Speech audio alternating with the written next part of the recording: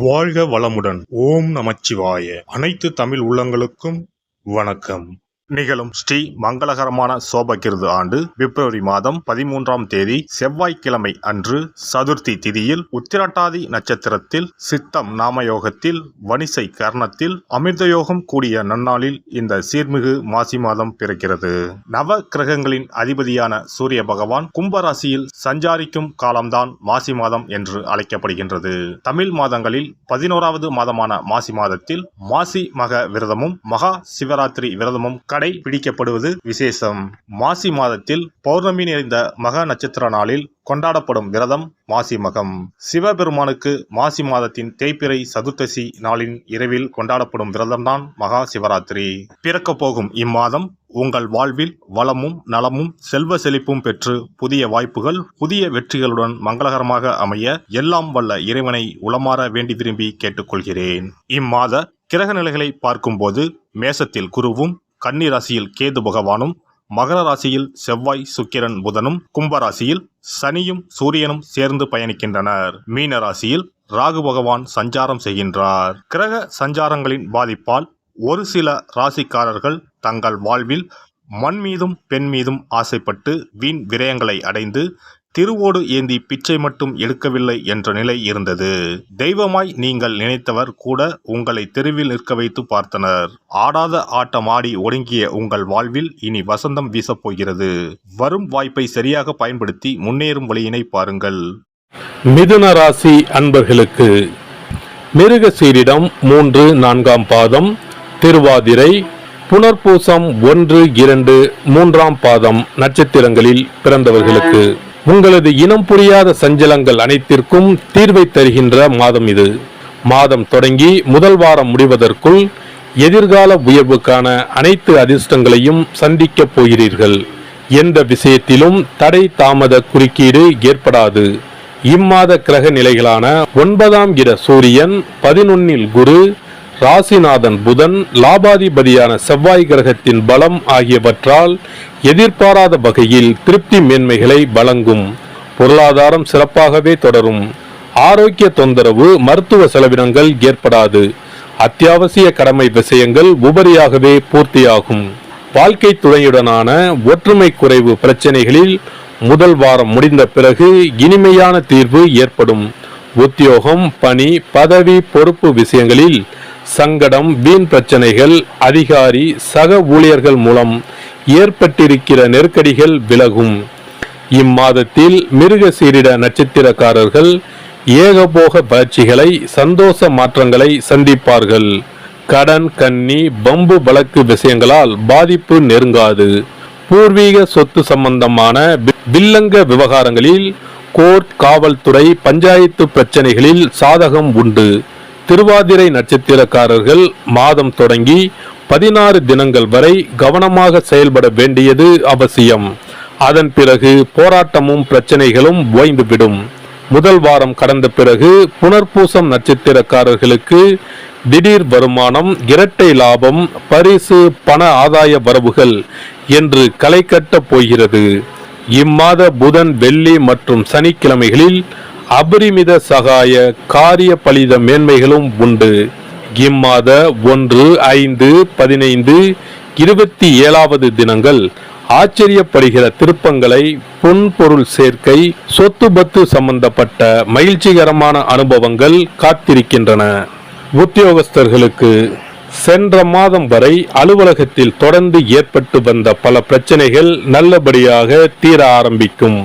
உழைப்பின் கடுமையும் அலுவலக பொறுப்புகள் சம்பந்தமான வெளியூர் பயணங்களும் நீடிக்கும். இருப்பினும் உங்கள் நேர்மை மற்றும் உழைப்பு ஆகியவற்றிற்கு பாராட்டுதல் அதிகமாகும். இதுவரை உங்களுக்கு மறுக்கப்பட்டு வந்த பதவி உயர்வு, ஊதியம் மற்றும் சலுகைகள் உயர்வு கிடைப்பதற்கு சூழ்நிலை ஏற்பட்டுள்ளது.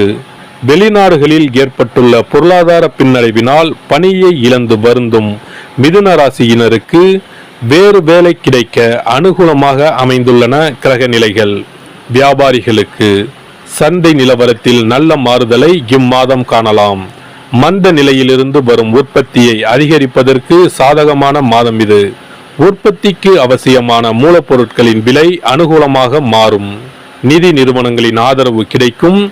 ஏற்றுமதி துறையினருக்கு அந்நிய சந்தைகளின் நிலவரம் சாதகமாக மாறும்.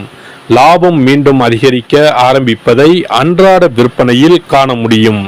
கலைஞர்களுக்கு புதிய வாய்ப்புகள் கை கொடுக்கும். உங்களை கண்டாலே முகத்தை திருப்பிக் கொண்ட அனைவரும் இனி உங்களை தேடி வருவார்கள். நிதி நிறுவனங்களின் ஆதரவு கிடைக்கும்.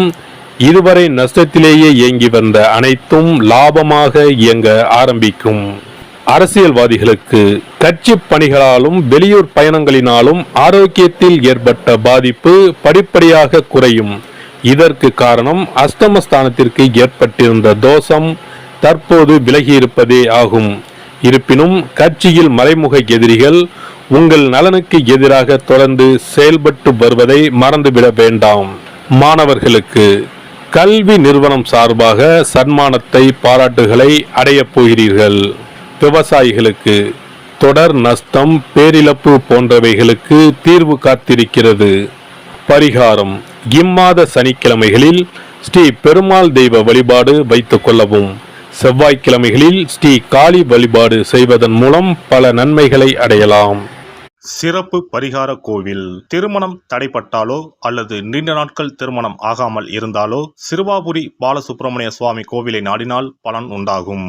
நம் பிரார்த்தனை நிறைவேற சிறுவாபுரி முருகன் கோவிலுக்கு தொடர்ந்து 6 வாரமும் ஏதாவது ஒரு கிழமையில், அதாவது 6 வாரமும் முதல் வாரம் வந்த கிழமையிலேயே தொடர்ந்து அடுத்த 5 வாரமும் வர வேண்டும். வரும் நேரமும் ஒரே மாதிரியாக இருக்க வேண்டும்.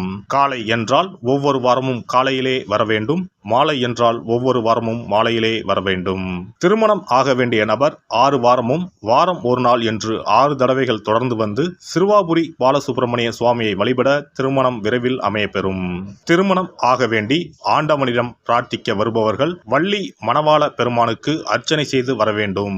6வது வாரம் 6 அர்ச்சனைக்குரிய பொருட்களுடன் வந்து மரகத விநாயகர், மூலவர், வள்ளி மணவாள பெருமான், அண்ணாமலையார், உண்ணாமுலையம்மை, ஆதி மூலவர் ஆகிய தெய்வங்களுக்கு அர்ச்சனை செய்ய வேண்டும்.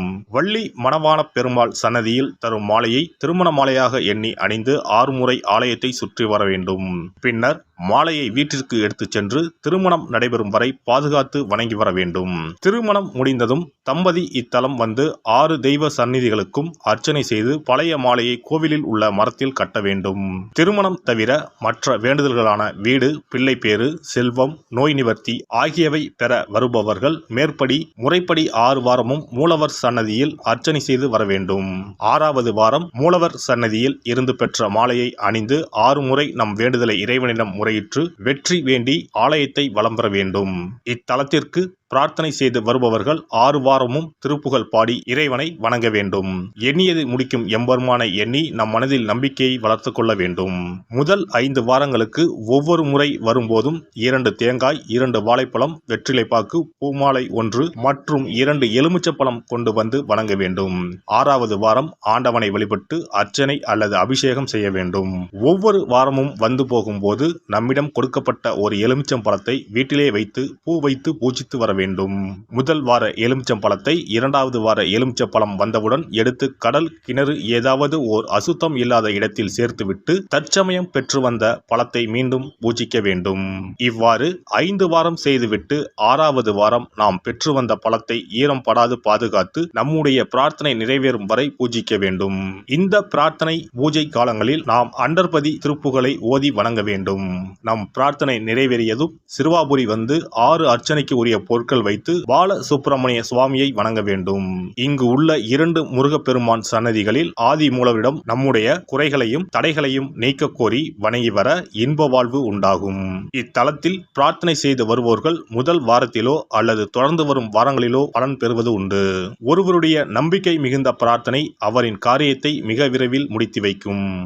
எல்லாம் வல்ல இறையருளால் நீங்களும் உங்கள் அன்பு குடும்பமும் உடல் நலம், நீலாயுள், நிறை செல்வம், உயர் புகழ், மெய்ஞானம் ஓங்கி வாழ்க வளமுடன். இந்த வீடியோ பதிவு உங்களுக்கு பிடித்திருந்தால் லைக் பண்ணுங்க, கமெண்ட் பண்ணுங்க, ஷேர் பண்ணுங்க, மறக்காம சப்ஸ்கிரைப் பண்ணுங்க, பக்கத்துல இருக்கிற பெல் பட்டனை கிளிக் பண்ணுங்க. நன்றி, வணக்கம். ஓம் நமச்சிவாய. சிவாய நம.